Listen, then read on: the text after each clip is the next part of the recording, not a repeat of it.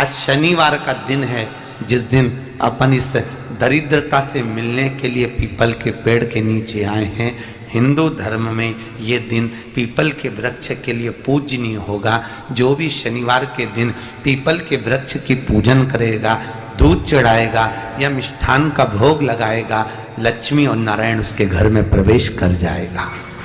लक्ष्मी और नारायण उसके घर में प्रवेश करेगा। पुराण की कथा कह रही है कि दुनिया के सारे तीर्थ नहीं जा सकते, पृथ्वी की सारी नदियों में स्नान नहीं कर सकते, पवित्र नदियों में आप स्नान नहीं कर सकते, या किसी भी तीर्थ में जाकर एक रात्रि भी विश्राम नहीं कर सकते, या हमने जिंदगी में कोई दान करा ना करा, कोई पुण्य करा ना करा, कोई सत्कर्म करा ना करा, कोई शास्त्र पढ़ा ना पढ़ा, कोई शास्त्र सुना ना सुना, उसके बाद भी शिव महापुराण की कथा कहती है कि एक दिन में अगर मात्र एक बार भी आप शंकर के शिवालय में प्रवेश कर गए या मंदिर में प्रवेश कर गए तो सारे तीर्थ, सारी नदियां, सारे सरोवर, सारी बावड़ी, सारे तालाब, सारे कुंड के स्नान का पुण्य, दान का पुण्य प्राप्त हो जाता है। केवल शिव तत्व को प्राप्त कर लेने। शिव महापुराण की कथा कह रही है कि घर में जो दिया होता है वो दीपक भी कोई साधारण नहीं होता, उस दीपक की भी महत्वता है, उस दीपक का भी वर्णन है। महाराज एक बात और बहुत अच्छे से सुनिएगा, शायद आपकी जिंदगी को सवार, शायद आपके जीवन को सवार। मेरी जीजियों, मेरे जीजाओं, मेरी बेटियों, बेटाओं, कभी मौका लगे शंकर भगवान के शिवलिंग के पास में आप बैठे हैं। यहां तक शास्त्र कहता है कि घर में अगर किसी को बहुत तेज बुखार आ गया है, बहुत तेज बुखार, और बच्चा उस बुखार में तप रहा है, बहुत तप रहा है, महाराज तुम जिस दिए में भगवान की आरती उतारते हो, जिस दिए से तुम भगवान की पूजन करते हो, कभी मौका लगा और आप पूजन करने के लिए गए,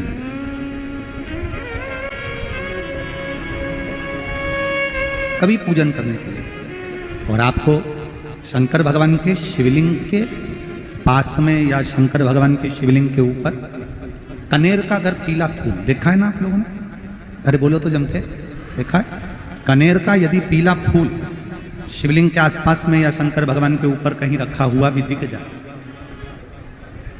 विषम परिस्थिति हो, बहुत हिम्मत ना हारते हो, तभी भगवान अकेले में एकांत में आप पहुंचे उनके पूजन के लिए, कनेर का पुष्प वहां रखा है, चाहे वो जलाधारी पर रखा हो, चाहे वो शिवलिंग के पास में रखा हो, शिवलिंग पर रखा हो, उस कनेर के पुष्प को अगर आप 5 जगह का स्पर्श कराकर अपने हृदय की बात कहकर वापिस महादेव को समर्पित कर देते हो तो भी मेरा महादेव तुम्हारे दुख का निवारण कर देगा। अब वो 5 स्थान, वो 5 स्थान, पहला गणेश जी, गणेश जी का जो स्थान होता है वह जगह, दूसरा षडानंद कार्तिकी, तीसरा अशोक सुंदरी वाला स्थान, चौथा जलाधारी जो ऊपर से बूंद बूंद जल नीचे गिरा रही है, जया, विषहरा, शामली बारी, दौतली, देव, शंकर जी की 5 बेटियों का, और 5वें नंबर का है शंकर भगवान के, जो कैसे वर्णन किया जाए, त्रिशूल के 3 भाग होते हैं। करें दर्शन आप लोगों ने, जैसे सामने त्रिशूल लगा है, इस त्रिशूल के ऊपर देखेंगे तो 3 भाग दिख रहे हैं, नजर आ रहे हैं सबको?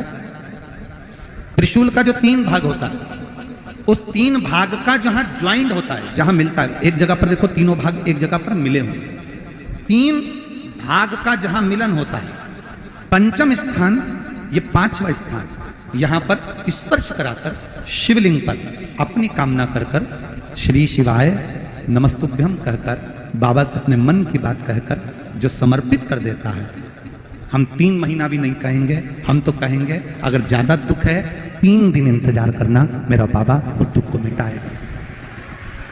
3 महीना बहुत दूर, पर करना है दिल से।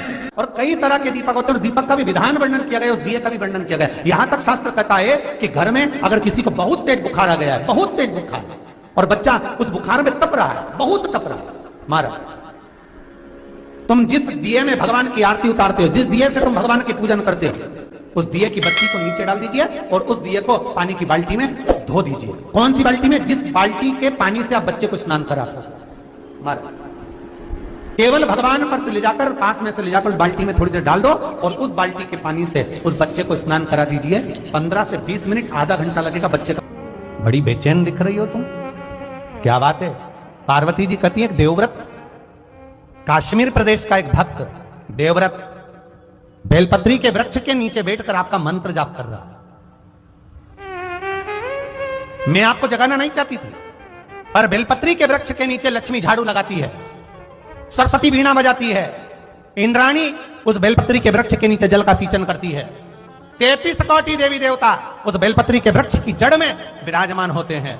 इसलिए देवव्रत एक बार पंचाक्षर मंत्र बोलता है तो वो 33 करोड़ बार गिना जाता है, ऐसा बेलपत्री का वृक्ष होता है। बेलपत्री के वृक्ष के नीचे एक बार अगर भगवान का नाम लिया जाता है तो वो 33 करोड़ बार, 33 कोटि बार गिना जाता है। एक मंत्र केवल नमः शिवाय, ओम नमः शिवाय, नमः शिवाय, ओम नमः शिवाय, 33 कोटि बार गिना है, 33 कोटि। कितना सुंदर लिखा है। फिर वही वाली बात आ गई जो पहले कथा में कहा, अपने लिए अच्छा वाला घी छाट के लाना, अच्छी कंपनी का लाना, और जब यज्ञ करने बैठे, पूजन करने बैठे, हवन करने बैठे, भगवान का कोई पाठ पूजन करवाई, पूजा वाले दुकान पे बोलना कि पूजा का घी चाहिए। तो वो पूजा का सामान बेचने वाला भी चतुर था, उसने पूजा का ही घी दिया। तो इन्होंने पूछा, भैया ये घी कितने का? तो क्या 80 रुपए का? तो 80 रुपए का आधा किलो? तो क्या पूजा का है? भारत की भूमि पर इस मृत्यु लोक में, पूरे विश्व में ऐसे कई घर हैं जिनके घर में गुजारा करने की भी आफत है। पहनने के कपड़े नहीं, किसी के यहां पर भोजन नहीं, किसी के यहां जमीन नहीं, किसी के यहां दुकान नहीं, कोई पूरी जिंदगी किराए के मकान में निकाल देता है। नहीं, मेरा एक निवेदन है, इस कथा को जितने छत्रपति संभाजी नगर के श्रोता भाई बहन श्रवण कर रहे हैं उनसे निवेदन करूंगा, आप हाथ का ठेला लगा रहे हो, सब्जी का ठेला लगा रहे हो, फल का ठेला लगा रहे हो, धक्के की जिंदगी जी रहे हो, दरवाजे पर बैठे हो, कहीं ना कहीं तुम दास्य भाव की जिंदगी जी रहे हो, तकलीफ में जिंदगी जी रहे हो, बहुत दुख की जिंदगी जी रहे हो, बहुत कष्ट की जिंदगी जी रहे हो, उनसे केवल निवेदन करूंगा, 3 महीने 2 जगह पर जल चढ़ाना प्रारंभ कर दीजिए, केवल 3 महीने। एक शंकर भगवान के शिवलिंग पर, दूसरा बेलपत्री के पेड़ के नीचे, 2 जगह पर जल चढ़ाना 3 महीने लगातार चालू कर दो, बाबा तुम्हारा हाथ पकड़कर तुम्हें उन्नति की सीढ़ी पर चढ़ा देगा।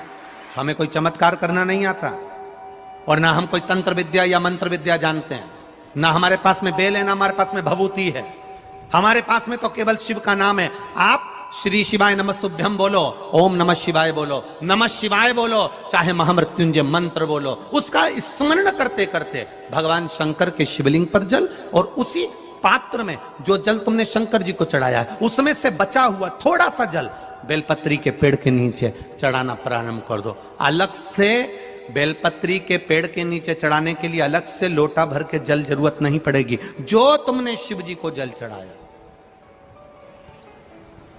जो तुमने देवाधिदेव महादेव को जल चढ़ाया, बस उसी पात्र का जल शंकर जी को चढ़ाओ, उसमें से बचा हुआ थोड़ा सा जल बेलपत्री के वृक्ष के नीचे चढ़ाना प्रारंभ करना। कौन सा बेलपत्री का वृक्ष? जिसकी छाया आपके ऊपर आ रही। शिव महापुराण बड़ी सुंदर बात कहता है, ध्यान दीजिएगा। जिस बेलपत्री का पौधा तुम्हारे सिर का, और ये दोनों हाथ ऊपर कर लो, अपन खड़े हुए और खड़े होकर दोनों हाथ ऊपर करे, इतना बड़ा बेलपत्री का पौधा है, उस बेलपत्री के पौधे की पत्ती को कभी तोड़कर शंकर जी को नहीं चढ़ाना चाहिए। ध्यान रखना, कितना बड़ा पौधा। आप खड़े हो जाओ और खड़े होने के बाद आपका हाथ ऊंचा कर लेना। इतना बड़ा पौधा है, उस पौधे की पत्ती बेलपत्री को तोड़कर शंकर भगवान को कभी नहीं चढ़ाना। शंकर भगवान को उस बेलपत्री को, उस वृक्ष की पत्ती को तोड़ना चाहिए जो वृक्ष तुम्हारे हाथ से थोड़ा सा ऊंचा हो, जिसके लिए तुम्हें हाथ और ऊंचा करना पड़ रहा हो।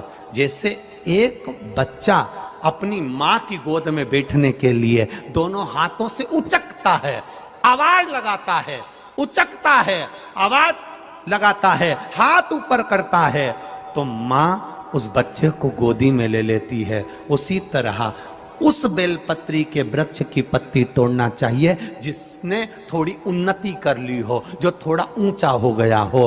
तुम उसको पाने का प्रयास करो तो भगवान भी तुम्हें अपनी गोदी में ले ले। ऐसे वृक्ष की पत्ती तोड़। अब तुम छोटा सा पौधा, बिल्कुल जरा सा पौधा, उसी की पत्ती तोड़कर महादेव को चढ़ाओगे, ये श्रेष्ठता नहीं। यदि बेलपत्री का पेड़ आपके यहाँ है और मान लो कई लोग बेलपत्री गमले में लगाते हैं या छत के ऊपर लगा देते हैं, बेलपत्री का वृक्ष जो होना चाहिए वो घर के ठीक पीछे के भाग में,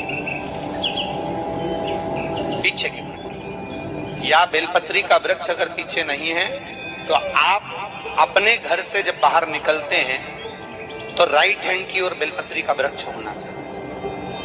आप जब घर से प्रवेश कर रहे हैं, बाहर की ओर निकल रहे हैं, वो सुख का अनुभव करा। यदि घर से निकलते समय बेलपत्री का पेड़ लेफ्ट में अगर आता है, आप जिस घर से निकल रहे हो लेफ्ट में अगर बेलपत्री का पेड़ आता है तो आप 1 रुपए कमाएंगे, 1.25 रुपए खर्च होगा, पैसा हाथ में टिकेगा नहीं।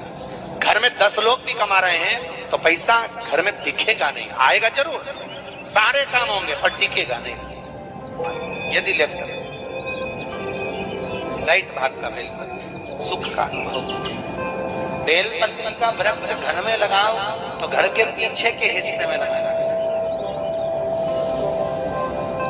और ऐसी जगह नहीं लगाना कि जहां पर बेलपत्र में गंदा पानी जाए या कोई गंदी वस्तु उसके नीचे पड़े। 33 करोड़ देवी देवता बेलपत्री के पेड़ के नीचे सोमवार के दिन, कोई रविवार के दिन, कोई मंगलवार, कोई बुधवार, कोई गुरुवार, कोई शुक्रवार, कोई शनिवार के दिन बेलपत्री के नीचे आकर 33 करोड़ देवी देवता हो तप करते हैं, साधना करते हैं। बेलपत्री के पेड़ का बड़ा प्रमाण है। एक बेलपत्री ऐसी होती है जो कि शंकर पर अगर चढ़ी हुई है तो वापिस उतार कर धोकर फिर शिव को चढ़ा सकते। किसी व्यक्ति से कोई काम करवाना है, वो काम नहीं कर रहा, कोई फाइल आगे नहीं बढ़ रही है, कोई कार्य अटक रहा है, या फिर कहीं रुपया पैसा अटक गया हो, नहीं निकल रहा हो, तो एक जल के पात्र में जल भरकर 5 बेलपत्री शिव जी को समर्पित कर कुंदकेश्वर महादेव का नाम लेकर एक सफेद पुष्प बेलपत्री के ऊपर जो शिव जी को चढ़ाई है उस पर समर्पित कर जल जो लेकर गए हो, अपनी उस कामना को कर कि मेरा ये कार्य अटक रहा है, ये कार्य नहीं हो रहा, कुंदकेश्वर महादेव का नाम लेकर धीरे धीरे जल की धार चढ़ाइए। और एक बात हमेशा याद रखना, फिर निवेदन कर रहे हैं, अच्छे से समझ लेना, शंकर जी पर जब जल चढ़ता है, शिव जी का जब अभिषेक होता है, शंकर जी पर जब जल चढ़ाया जाता है, दूध चढ़ाओ, जल चढ़ाओ, कुछ भी चढ़ाओ, पर एक बात का स्मरण अपने जीवन में होना कि इतने ऊपर से मत चढ़ाना कि जल चढ़े और छींटे आपके ऊपर। बहुत ध्यान दीजिएगा। हाँ, तो यहां तक वर्णन करा गया है कि शंकर जी का जल चढ़ा हुआ जहां से बहकर जाता है ना, उसको लांगा तक नहीं जाता। यहाँ लांगते हैं क्या? नहीं ना, परिक्रमा भी करेंगे तो वहीं से लौट कर वापिस इधर जाएंगे। शिव जी का जहां से जल बहकर जा रहा हो, चढ़ा हुआ जल जहां से बहकर जा रहा हो, उसको लांगा तक नहीं जाता। और कई लोग बड़े बड़े आनंद में शंकर जी पे इतनी ऊपर से जल चढ़ाएंगे तो वो छींटे पूरे अपने ऊपर आना चाहिए, शरीर पर आना चाहिए। नहीं नहीं, उसका दोष है महाराज, उसका दोष है। आप भगवान को अगर जल चढ़ाओ, दूध चढ़ाओ, तो मान लो अगर जैसे एक सरल भाषा में समझ लो और अच्छे से, कि जैसे ये शिवलिंग है, शंकर जी का ये शिवलिंग है। और आप जल चढ़ा रहे हो तो इतनी ऊपर से छोड़ोगे तो पानी का छींटा तो अपने ऊपर आएगा, पर वही जल, वही दूध, वही सामग्री आप शिवलिंग से थोड़ी सी दूरी बनाकर अगर आप समर्पित करेंगे तो बाबा उसको स्वीकार भी करता है और आनंद की अनुभूति भी होती है, कार्य में सिद्धता भी आती है।